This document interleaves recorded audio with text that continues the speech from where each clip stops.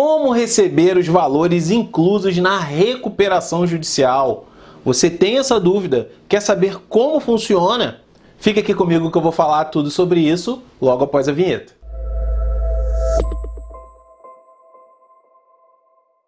Fala meu amigo, fala minha amiga, você que já me acompanha aqui, seja muito bem-vindo. Você que ainda não me acompanha, é um prazer poder falar com você. Vou pedir para você se inscrever no canal, para você também curtir esse vídeo, porque além de me ajudar, você também vai estar ajudando outras pessoas que têm essa dúvida aí, a mesma que a sua, que é a mesma que a sua, que é como receber os valores inclusos na recuperação judicial. Tá? Então vamos lá, vou falar um pouquinho sobre isso hoje. Olha, em primeiro lugar, recentemente eu fiz um outro vídeo falando sobre o credor quirografário, quem é essa figura no processo de recuperação judicial. E a primeira coisa que você deve fazer ao receber uma intimação, ao receber uma carta, um e-mail, comunicando que existe, onde o devedor, né, comunica que ele entrou com uma recuperação judicial, o que você deve fazer? A primeira coisa é procurar entrar em contato com o seu jurídico, falar com o advogado empresarial da sua confiança, para que ele possa te orientar em relação ao que deve ser feito.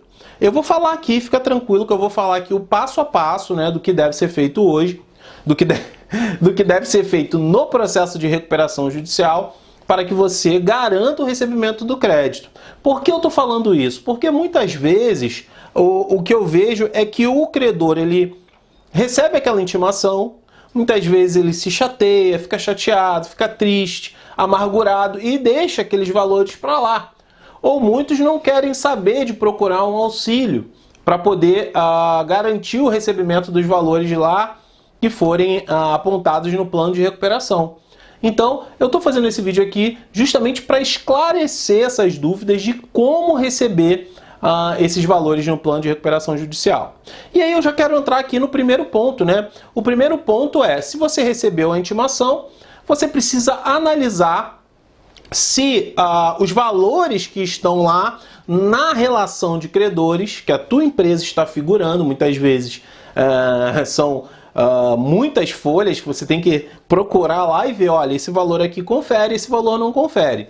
Se esse valor ele não conferir, tá? Se esse valor ele não conferir, aí sim deve ser apresentada uma petição informando a divergência. Olha, o valor não é esse, o valor está errado, o valor que consta é a maior, ou o valor é a menor, ou o valor é um crédito extra concursal.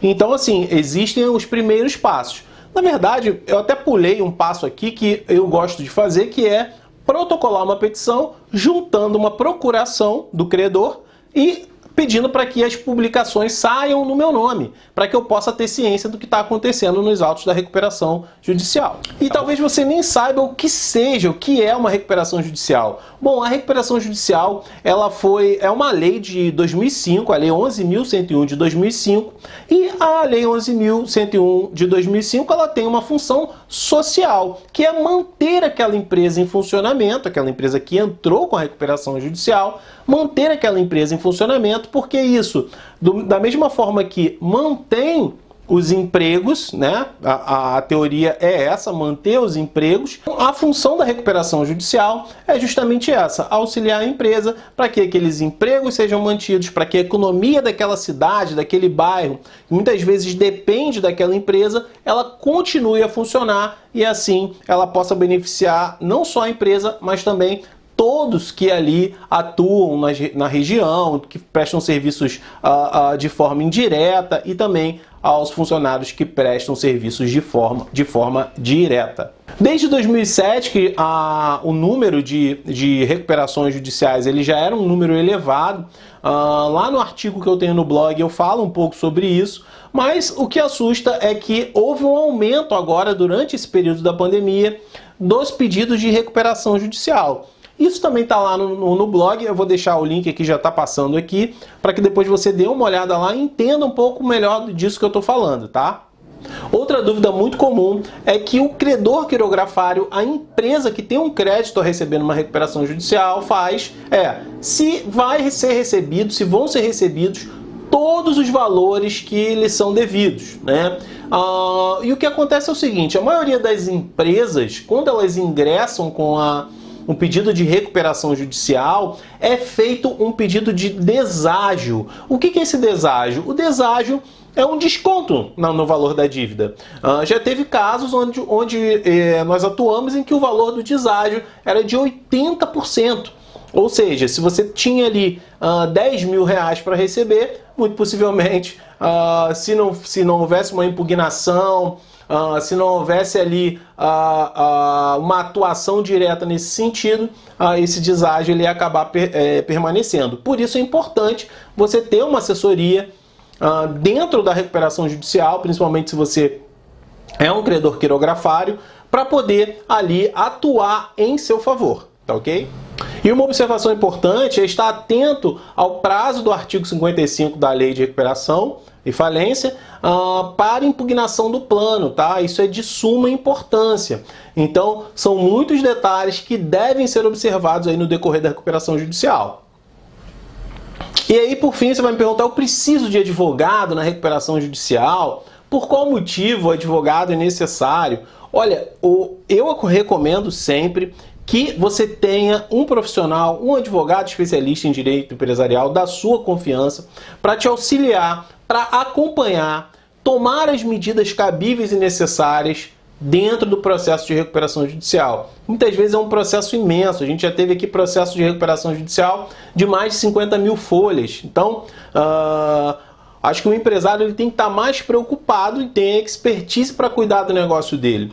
E já ele deve procurar sim um profissional que conheça a lei, que saiba exatamente ali o que fazer e quando fazer, para que você não tenha uma perda financeira. E aí eu anotei aqui alguns pontos pelos quais eu acredito, eu penso que é muito importante você ter esse amparo no processo de recuperação. Vou falar para você. Até uma coisa que eu não falei aqui, senão a gente vai ficar aqui, vai ser um vídeo enorme, é o prazo também para você fazer a habilitação caso você não esteja na relação de credores. É de suma importância, porque senão você passa a ser um credor quirografário retardatário. E aí você perde direito a voto, você tem aí algumas implicações em razão de você não ter se atentado ao prazo. Então vamos lá.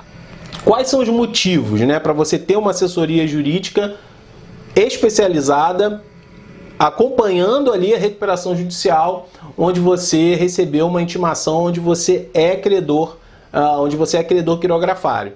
Primeiro, o acompanhamento presencial das assembleias, né? É importante que você tenha um representante na assembleia para exercer o seu direito de voto, fazer as impugnações, ver o que está acontecendo, conversar com os outros credores e saber ali o que vai ser definido, né? O que pode vir a ser definido, porque são os credores muitas vezes que vão decidir ali que fim aquele plano vai ter de recuperação, aquele plano que foi apresentado, tá? Então, impugnar valores a menor apresentados pela empresa recuperando. Olha, a empresa, de repente, você tem um crédito de 500 mil, 1 milhão, e a empresa botou lá, se um crédito de 1 milhão, a empresa colocou lá, não, sei lá, 940, né? E ela diz que já pagou uma nota, enfim, algo nesse sentido. Então é importante que você tenha também para que o advogado ele possa fazer aí essa impugnação e dizer, não, olha, o valor correto é esse, está aqui, esses são os documentos, eu estou comprovando, tá? Para que mais?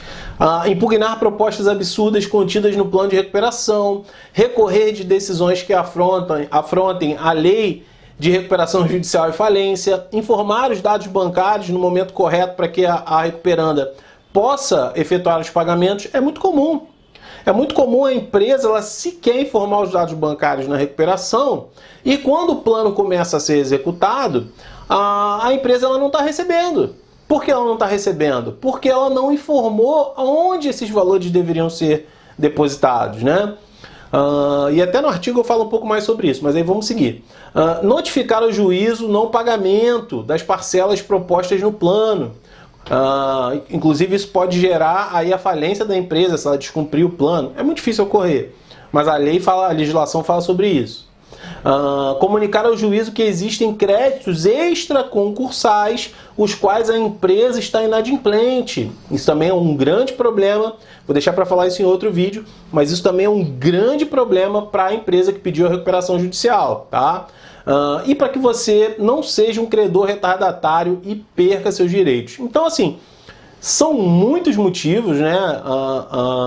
Por óbvio, tem muita gente que acha que não vai receber nada. Eu não vou receber nada. A gente tem exemplos aí de muitas empresas que se recuperaram, outras vêm no processo de recuperação, como a Case Video, por exemplo, que se recuperou, fez a recuperação judicial, conseguiu pagar os seus credores, né?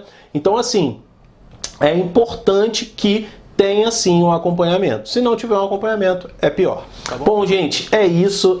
Quero agradecer você que está me acompanhando aqui nessa série de vídeos agora no coronavírus. Se você não se inscreveu, se inscreva agora. Se você tem alguma dúvida sobre esse tema, deixa ela aqui nos comentários, que assim que possível eu vou responder. Muito obrigado mais uma vez pela sua audiência e até o próximo vídeo.